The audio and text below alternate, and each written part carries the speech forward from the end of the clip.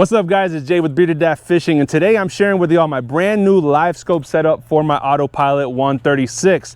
Now this setup's a little bit different because it is a completely portable setup, so you can take it on and off your kayak with ease. But before we get into this, dad joke of the day, what do you call a train carrying bubble gum? A choo-choo train.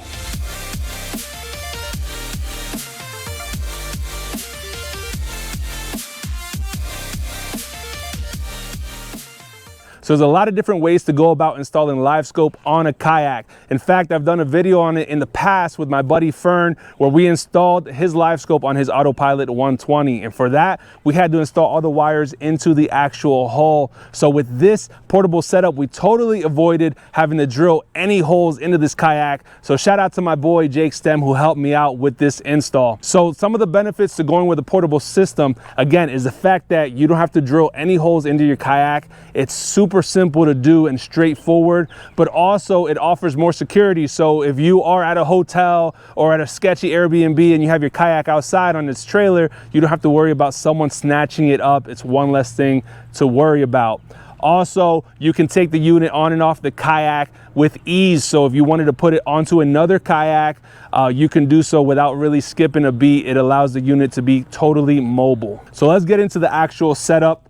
First of all, we have the brains of the operation. This is what makes the whole setup portable, is the fact that the black box is installed in this waterproof case and you can just pick it up and go. Now this is where all the drilling goes into that you do, which really isn't even that much. This is a box I bought on Amazon for about 60 bucks. It's a knockoff Pelican box, totally waterproof. However, with this setup, it's not, I wouldn't call it totally waterproof because you do have to mess around with it. And obviously you're drilling some holes, which takes away a little bit of the weatherproofing. But again, it's mostly weatherproof, which is good enough for me. So you'll see that there's 3 cables coming out of this box. You have your power cable, your network cable, and your transducer cable. And it comes with all the foam, so you just do the cutout. With the foam, it's nice because this doesn't move around at all, so it keeps it in place. For the power cable, we did drill a hole here, and we used an Old Town through hole kit that I had laying around. It does have a foam insert, so water shouldn't get in there. Now for the network cable and the transducer cable, we decided to just nick away at some of the trim here so that it fits in nicely. And it's really easy to do. I just ended up using a box knife to do that. And you just do it a little bit at a time as you go. You'll also do it up here as well. And you'll notice that once you take this weather strip off, it allows you to just nick away at it. Again, really easy to do. It's very simple, and just do it a little bit at a time. And once you put that weather strip back in there, again, it should keep it mostly waterproof. Obviously, if you submerge it, it's not going to be waterproof, but to me, it's good enough. And one of the things I like about having a big space like this for the black box is that it's big enough to include its own power later on. So if you decide you want to power this with its own 20 amp hour battery, you could fit a 20 amp hour in here, or you could put 2 10 amp hours and hook them up.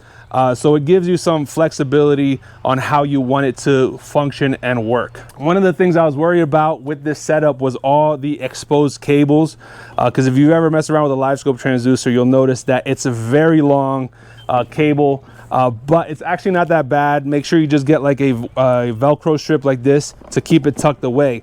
But I have my power cable right here, and it just plugs right into this bottom here. And I'll show you how the Yak Power works, but this is connected to the Yak Power System. So this is the power for the Livescope unit, and this top one here is the battery that powers up the Yak Power. Again, I'll show you in just a bit. Then you have your network cable, which runs the longest of all the cables because it runs all through here. I have it coming through the handle and to the back of my unit.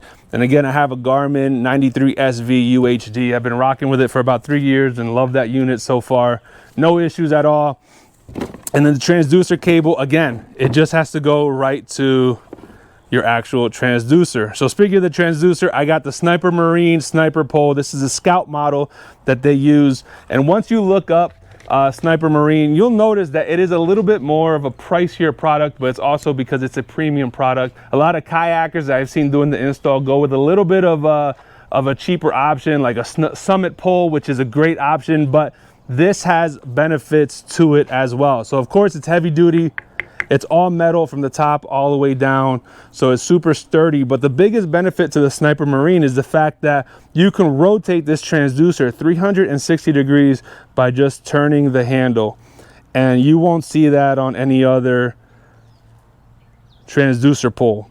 So all you have to do is just turn it just like a bike throttle, which is really, really nice. And you can also turn it if you have to, so it's not a biggie. But every other transducer pull, that's how it functions, where you have to turn it like this in order to make the transducer spin.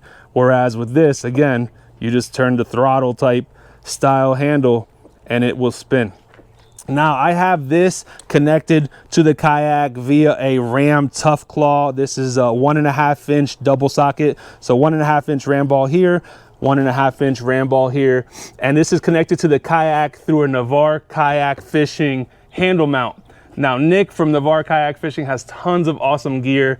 This is one of the things that is so great, and I have it on my Old Town PDL as well. This allows you to mount a track mounted accessory on here. So in the past I have put my fish finder on there. You could put rod holders on there, whatever it is. So this worked perfectly for this transducer pull, and it allows it to stay closer to me.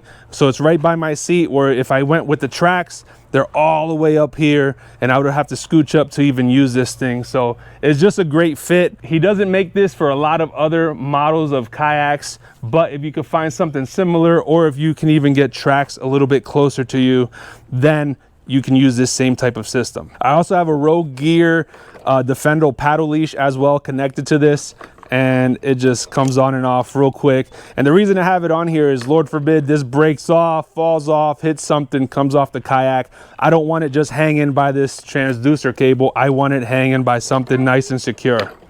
What's up, bro? I love you. I love you too. You just want to be in my video, bro? I had to interrupt my video because my man Jesse wanted to be in it. Say what's up, Jesse. What? That's it? All right. Bye. Bye. Love you. Kids. Like I was saying, I use this Rogue Defender paddle leash to make sure if it falls off, it stays on nice and strong. And lastly, the only other thing I have on this setup is the fact that I keep a cover on here. Make sure you get a cover. This is a $22 cover I got off Amazon, because if the black box is the brains of operation, this is the heart and soul. And you can't use this system without one or the other. So make sure you keep it safe. And especially with a unit like this that comes on and off, you want to make sure that you can keep it safe when it's in the truck or on the go or whatever it is. But again, the fact that this is portable, super sweet. You just pick it up and go, and this comes off along with the pole, and you can throw it in the truck. And I mentioned the Yak Power as well, because the Yak Power is what powers all my electronics on this kayak. So the Yak Power is under the seat. So let me just show you here how I have it set up. So this is the Yak Power unit. So basically, all 5 of these are outputs. This is the input. So this is connected to the top, where I power this with my battery, and it goes into this switch.